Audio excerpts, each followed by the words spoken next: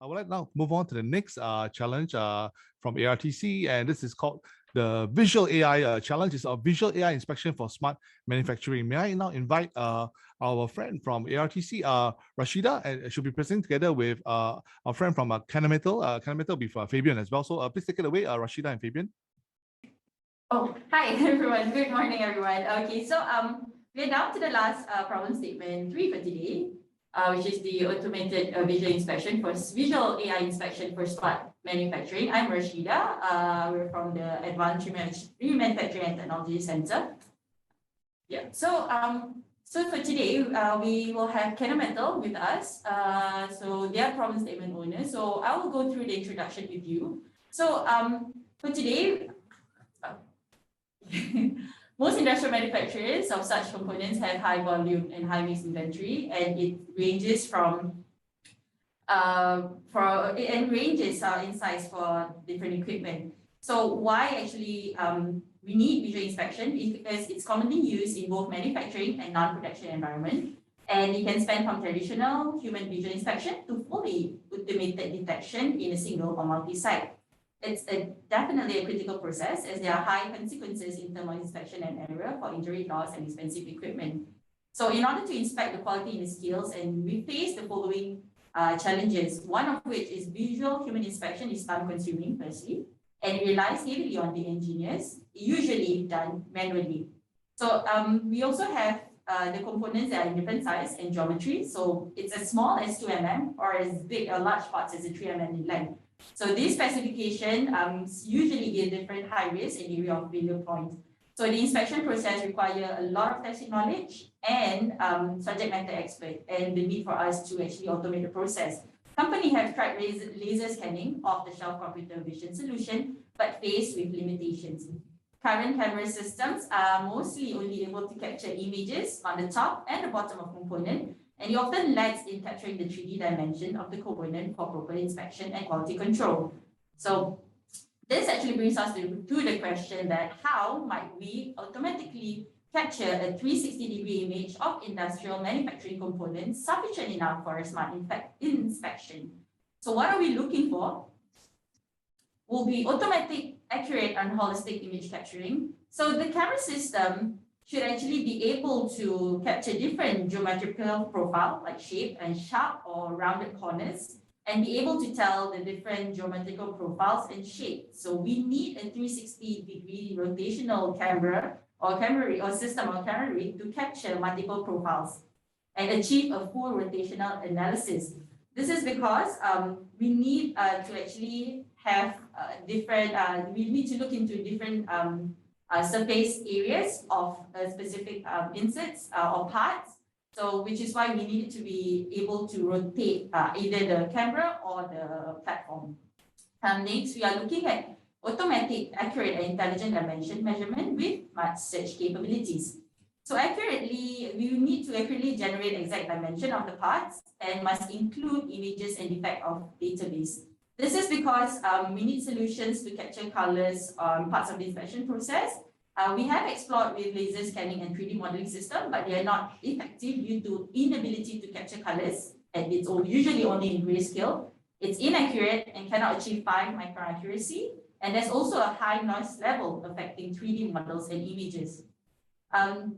Just to take note, size of the component is usually in the range of 2 mm to 15 cm. And the components have certain profile such as unevenness on the surface, and the depth of focus should be larger than 2 mm. Next part, the problem solver should be able to have the following component. What we want in the requirement would be accurate and fast, cost-effective and seamless. Accurate and fast meaning the solution should have a high throughput rate, being able to capture the 360-degree images under a minute, ideally. Cost-effective, the solution has to be cost-effective to support scale across a wider manufacturing process, and seamless, it has to be able to export to further analyze the needs such as defect detection and smart repair identification. So by having this solution, we can actually assess the quality of inspection results fast enough to make difference in future product quality. So that's the end of my presentation. Next, I would like to invite Mr. Fabian Rosenberger, Manager Grade Development and Dr. Felix Chang, Manager Engineering, to share more about Kennametal. Mr. Rosenberger, please. Yes, hello. Can you hear me? All right. Yeah. Yes, we can. Yes. Sorry, I had some audio problems a little bit earlier, so great that it works. Oh, you sound fine. Yes. Thanks for the opportunity to introduce Kennametal. Oh, let me see if I can get the video here somehow. Yeah, so thanks for the opportunity to introduce Kennametal. And I'd like to go through a couple slides, just giving a general overview about what we are doing. And at the end, I'm going to show some of the parts that we would need, captured fast and reliably, image-wise, as Rashida had introduced. So let's go to the next slide. So what is Kennametal? We are a global industrial manufacturing company with headquarters in Pittsburgh, Pennsylvania, US. We are size-wise about 8,600 employees at the moment, do business in multiple countries, have development headquarters for Europe in Neuhausen, Switzerland, for Asia in Singapore, so close to the ARTC here, and also in India in Bangalore. So company was founded in 1938 by Philip McKenna, and going ever since. So fiscal 21 revenue was 1.8 billion. That obviously is a number affected by the current COVID-19 pandemic. Typically, we are looking at somewhat higher revenue. If you go to the next slide. So the main areas of products that we produce can be divided into two segments. One is a large area focused around metal cutting. So we provide tooling solutions for almost every metal cutting application. You can see here some examples, indexable milling cutters. We do solid carbide, drills, end mills, taps, what you can think of. And on the other part of the house, the infrastructure house, this is mostly earth cutting solutions. So when we say, in a metal cutting type, we measure wear maybe in the area of tens of millimeters. In the infrastructure sites, those are typically multiple or millimeters where these type of parts are varying. So these can be road planing bits, coal mine roof drilling bits, and so on. Industries served, all major industries: aerospace, gen eng, transportation, earthworks, and energy. Go to the next slide. So when we're coming a little bit closer to, oops, can I flip the slide, or? Thanks.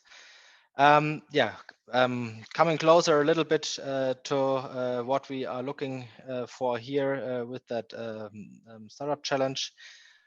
So this will be positioned on our metal cutting side. So at the bottom, you see multiple different type of cutting inserts that we manufacture. And the challenge that we are going to look at in this case is related to turning inserts, so here in the middle, and specifically to tipped turning inserts. So if we go to the next slide, now we are close to what we are looking for. We also manufacture different types of tipped PCBN tipped turning inserts, mostly used for hard steel milling or for cast iron machining.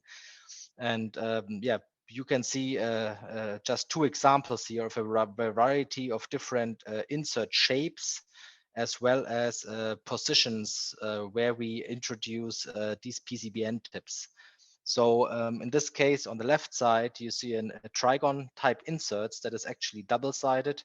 So we, have 6 pockets where we brace PCBN tips into these pockets. And the interesting part here really is the area where these tips are inserted. These we require to have done a quality inspection for accuracy and for integrity of the brace joint, for example, as well as for some grinding facets across the insert. and these currently are being quality inspected mostly manually by somebody looking through a scope and investigating.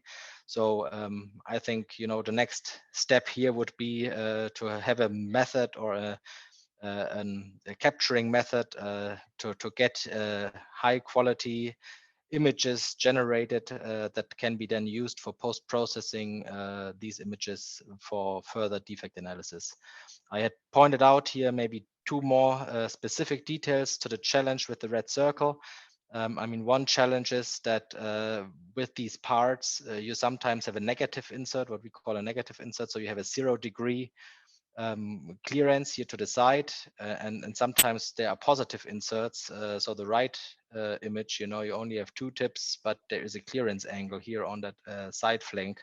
So this can be important for putting the focus for image capturing the right way. So I mean, the system needs to have a certain flexibility to make sure that you get always these critical brace joint areas right into focus and into the view. Yeah, so far from my side for where we could use such type of automated image capturing system.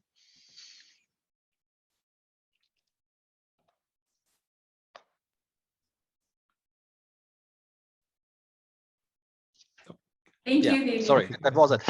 I'm done. Yeah. Okay, we're all in suspense right now. We're waiting for the big denouement. The big answer. Okay. Oh, thank you. okay, so sorry. Yeah. So no worries. I'm gonna invite you to stay on because we want to start the Q&A for your challenge right now. So Rashida and Fabian and Felix, I believe you're still around. Do stay on. I'm gonna have some questions for you from the floor. So let's see. There's one from Jose, right? Jose, I think you're asking about what inspection schemes are used by QA and QC, such as LTPD, AQL, AOQL, that are needed for 360 smart inspection methods. Okay, I totally don't understand this at all, but I'd like to invite Rashida and Fabian, to answer this. What are all these acronyms? Yeah, maybe I can invite Jose to specify, because Jose, you're too technical.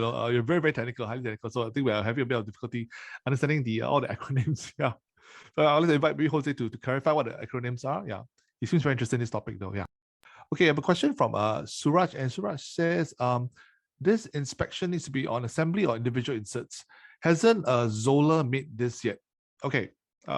Anyone wants to take on this question from Suraj? Yeah. Okay, yeah, this needs to be made on individual inserts. I mean, there are from Zola, there are certain tool inspection systems available where you can measure certain dimensions on a specific tool.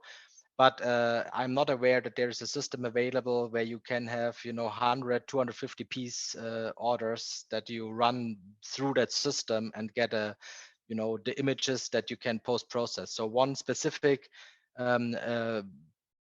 challenge that you have to evaluate here, for example, it can happen that there are voids in that brace joint. So you have to be able to detect these type of holes in there, and it's not necessarily that it is like a fixed ground type dimension that you can easily compare against an overlay or something. Yeah, hope that helps. Okay. Hello. Yes. Yeah, this is Felix. Just want to add with Fabian. So I think Zola, Zola did make quite a lot of system on the inspections, but I believe they're mostly using the projection method, which they're looking for the shadow of a piece. And in our cases, we're looking for like 2D cameras. We're looking for the surface. So a lot of cases like Fabian's listed, we're looking for like industry cameras to look at the surface of that particular piece. And we're looking, using software to look at that images to analyze the dimensions and also defects, mostly on the defect side. Yeah. Okay, thank you much, Fabian and Felix as well. Thank you very much. Yeah, I hope this answers Suraj's question. Okay, Jose came back with one acronym explanation, LTPDs, lot tolerance percent defectives. I tell you what, Jose, I think your questions are very, very technical, and I think we probably won't be able to answer them fully during this session, but I'd like to invite you to write into info at openinnovation.sg, right? Our email info@openinnovation.sg, right? To specify your questions for our friends at Fundamental and ARTC, so that they're able to, we'll get forward to them and then they'll be able to answer you in better detail. Because right now, I think this is not quite the forum for this very technical discussions, I believe. Yeah. Okay. And also for our friends from the floor as well, from ET or ATR, I also invite you to write into info@openinnovation.sg to fill all your more technical questions. I believe we have more or less cleared all the questions for this current challenge. But again, ladies and gentlemen, if you have more questions for our friends at ARTC and Fundamental for this particular visual AI challenge, right, do write into info@openinnovation.sg. Yeah, sorry, Felix. Yeah. Yeah, so I mean, I think now I see Jose's questions. I think those goes more into what type of statistics we are creating for the quality part of it. Okay. So of course we take from lot to lot. I mean, we document how much scrap for specific features are being taken. But like I said, at the moment, this documentation mostly happens on a manual basis. When the inspector captures that data, then we document it obviously in a system. So I mean, that certainly would be one other advantage of an automated system, that you can more automatically do statistics and ensure that your processing, your brace processing, your grind processing, all of these things are as you expect.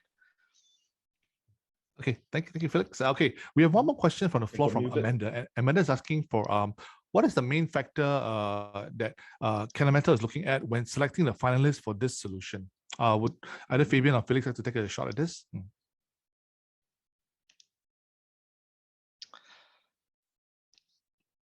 So yeah, I mean, I think the main, I think I described it with being a system that is fast, reliable, and can create high image quality that requires post-processing for the defect detection that we require.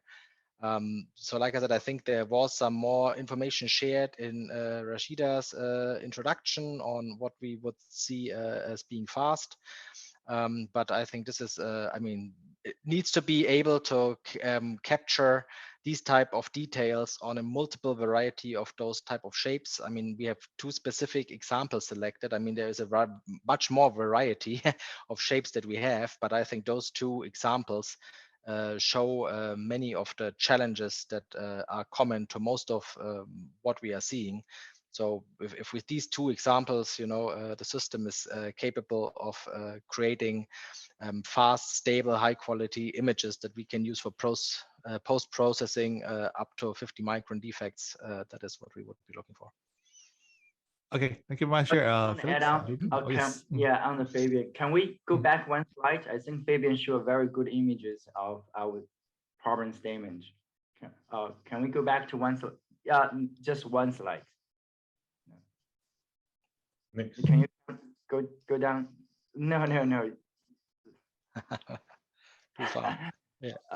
That was too far. Like the yes, this one. The one, I think yeah, this is one. So if you look at these two examples Fabian has shown to you, so if you look at this, what we are looking for is top, bottom, and the flank, the sides. So when you look at these two inserts, I mean, on the side, especially on the side, which we call flank, there's a lot of challenges to look at those, to take image of those, because we have different sizes of insert. You can compare these two of different shape, triangle versus a diamond. And so can you have a system which are able to capture the flank surface of these two inserts? And on top of it, on your right-hand side, this is not a 19-degree flank. There's an angle between here, which circled, in red. There's 7-degree angle. I think 5 or 7-degree angle. So your side is not perfectly perpendicular to the top and bottom. So you also need to have a method to account for it. So the criteria we're looking for, like Fabian said, is definitely a method stably to capture all sides of the image and fast enough. So geometric wise, I think that's a big challenge. Yeah. Challenge can also be the nose area here, because it's rounded off. So yeah, exactly. Yeah. Okay, thank you very much, Chair. I'd like to thank Fabian and Felix as well as Rashida for presenting on this the Visual AI team challenge. So, ladies and gentlemen, if you want more details, right, you can also go to the OIP portal at www.openinnovation.sg.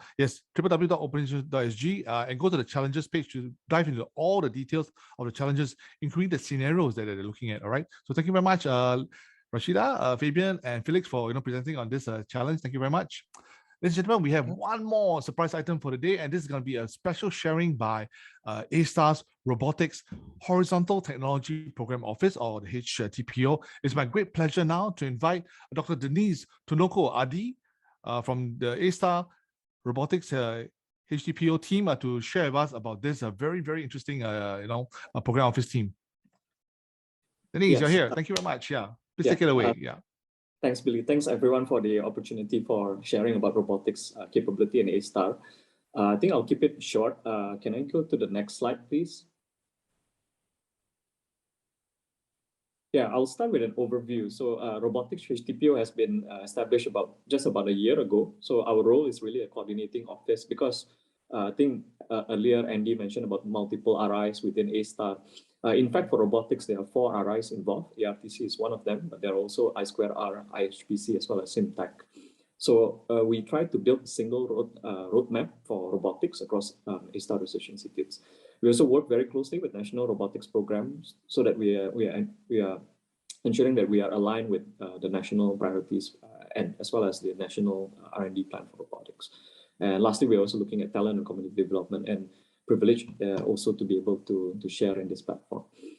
An overview of the capabilities within A*STAR. We're looking at 3 top focus areas. So this is in the area of navigation and perception. Navigation, particularly for cluttered, unstructured environments. So this is an environment, it could be a human bridge, or it could be an environment that keeps changing from time to time. Also for perception. So perception is the ability for the robots to understand the environment in which it is operating in using the sensors. And then we have also universal in quotation mark here for any factors. So this is both in terms of the hardware development, so looking at modular adaptive gripper to handle various applications and tasks, as well as the software part of it that allows the utilization of any factors to perform those tasks. And as well as system capability. So robotics is often comprised of multiple subsystems. So the ability to consolidate or to integrate various subsystems together is critical. So we're looking at also robotics middleware framework as one of an enabler to do that, as well as system engineering capability. Some statistics there, I think, were taken from our stock take in the past 5 years. I think the numbers have changed slightly, but roughly there are about more than 100 scientists and engineers looking at robotics and automations. I mentioned about the 4 institutes. We have a number of patents, publications, some of which would be available also for the startups who are interested to have access to these capabilities. We do have a number of projects that we have completed in the past. We work very closely both with industry and public sector. So it can be with tech providers, system integrators, or end users through consortium or direct model. The public sector agencies that we have worked with in the past are shown on the slide. Next slide, please.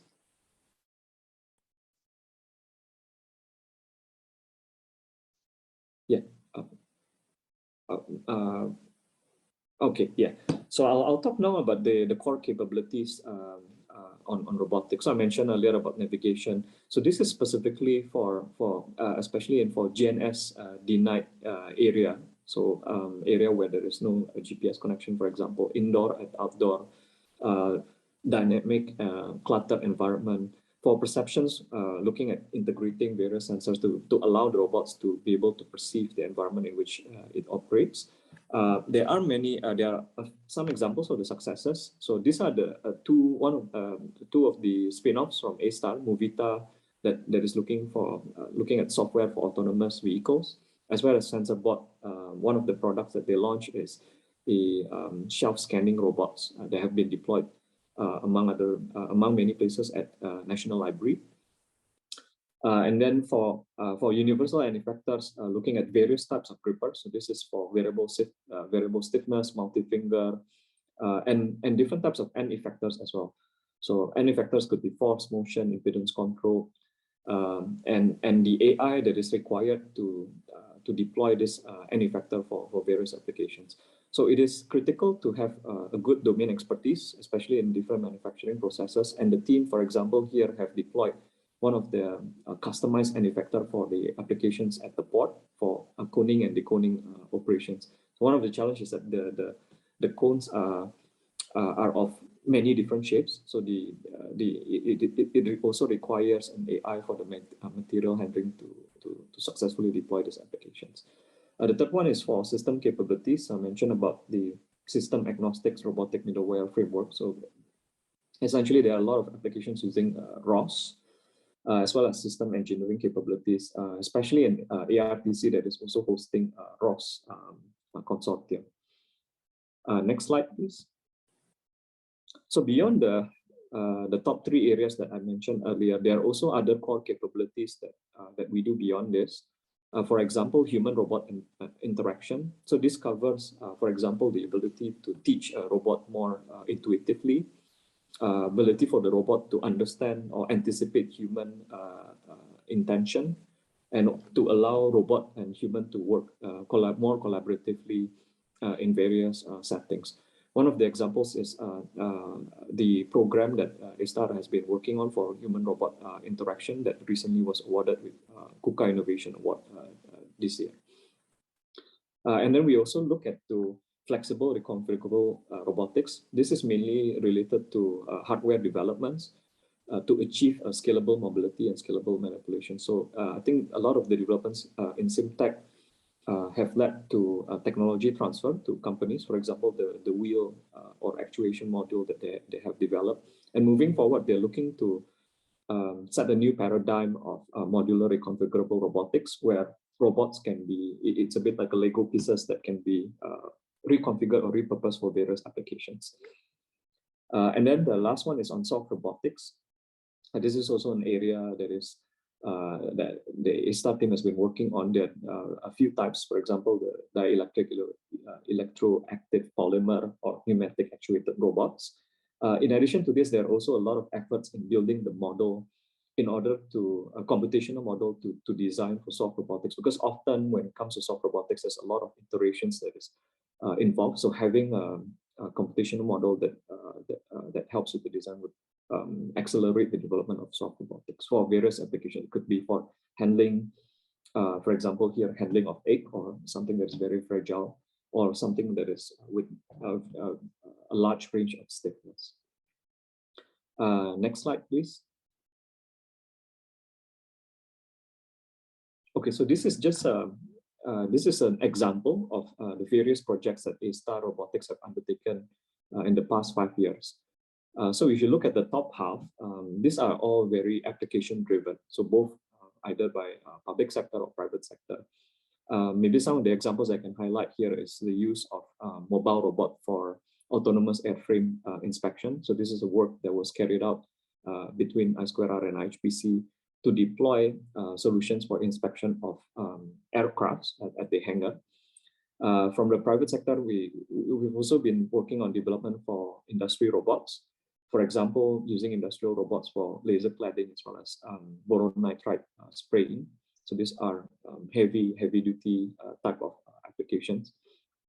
Beyond that, we also have applications where it is more a bit more of software centric development. For example, for the masking application that the ARTC consortium has carried out. And then at the bottom half here is to show also beyond application specific development, there are also capabilities which are more cross-cutting.